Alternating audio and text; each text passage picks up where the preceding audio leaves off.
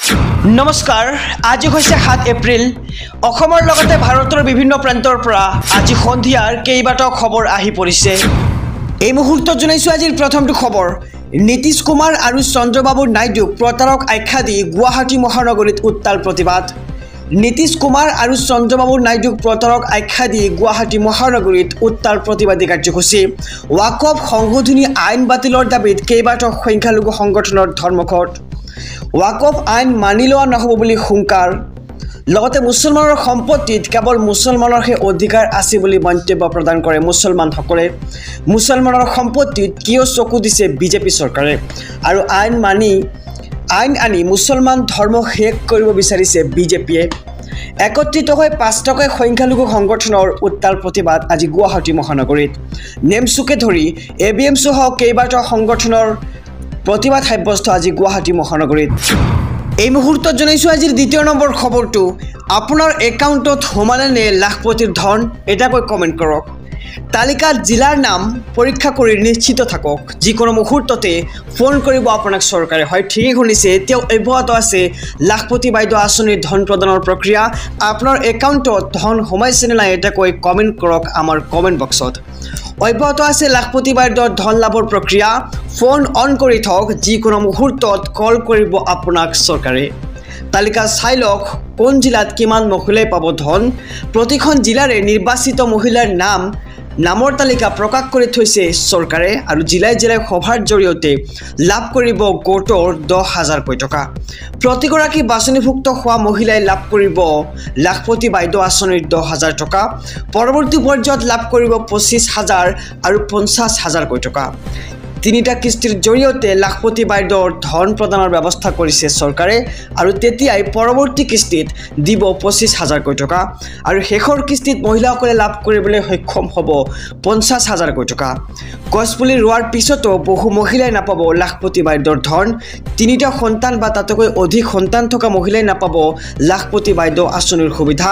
আৰু লাখপতি বাইদেউৰ ধন বিতৰণক লৈ মুখ্যমন্ত্ৰী ডক্টৰ হিমন্ত বিশ্ব শৰ্মাৰ ডাঙৰ ঘোষণা যে এতিয়াও অব্যাহত আছে লাখপতি বাইদেউৰ ধন আপোনালোকে যিকোনো মুহূৰ্ততে আপোনালোকৰ মোবাইল ফোনত খবৰ লাভ কৰিব যে আপোনালোকৰ একাউণ্টত চৰকাৰে সোমাই দিছে লাখপতি বাইদেউৰ 10,000 টকা গতিকে আপোনালোকৰ একাউণ্টত ধন সোমাইছে নাই এটা কৈ কমেণ্ট কৰক এই ভিডিঅ'ৰ কমেণ্ট বক্সত আহিছো আন এক খবৰৰ মাজলৈ ৱাকফ আইনৰ বিৰুদ্ধে গুৱাহাটীত মুছলমানৰ গৰ্জন ৱাকফ আইনৰ বিৰুদ্ধে গৰজিছে সকলো মুছলমান ৰাজপথৰ আন্দোলনৰ লগে লগে আইনী যুঁজ চলাব মুছলমানসকলে গুৱাহাটী উচ্চ ন্যায়ালয়ৰ জ্যেষ্ঠ অধিবক্তাৰ সৈতে আলোচনা মুছলমানসকলৰ শীঘ্ৰে সৰ্বোচ্চ ন্যায়ালয়ৰ কাষ চাপিম এনেদৰে এতিয়া মন্তব্য কৰে মুছলমানে আৰু এই আইন বাতিল হ'বই লাগিব বুলি মন্তব্য মুছলমানসকলৰ এইটো আমাৰ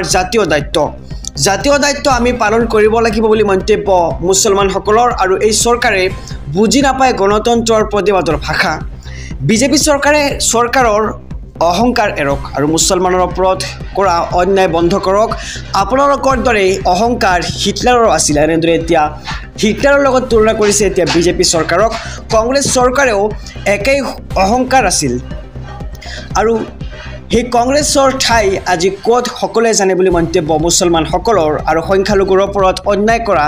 চৰকাৰ কেতিয়াও গণতান্ত্ৰিক চৰকাৰ নহয় বুলি মন্তব্য মুছলমানসকলৰ সংখ্যালঘুৰ ওপৰত এটাৰ পিছত আন এটা কলা আইন জাপি দিয়া হৈছে আৰু এই আইনৰ বিৰুদ্ধে সৰ্বোচ্চ ন্যায়ালয়ৰ দ্বাৰস্থ হ'ম বুলি মুছলমানসকলৰ হুংকাৰ আৰু প্ৰতিজন মুছলমানৰ উদ্দেশ্য একেই হ'ব লাগিব একত্ৰিত হৈ আমি যুঁজ চলাব লাগে নেমচুৰ সভাপতি গোলাম ৰাব্বানীৰ এই হুংকাৰ আৰু ৱাকফ আইনৰ বিৰুদ্ধে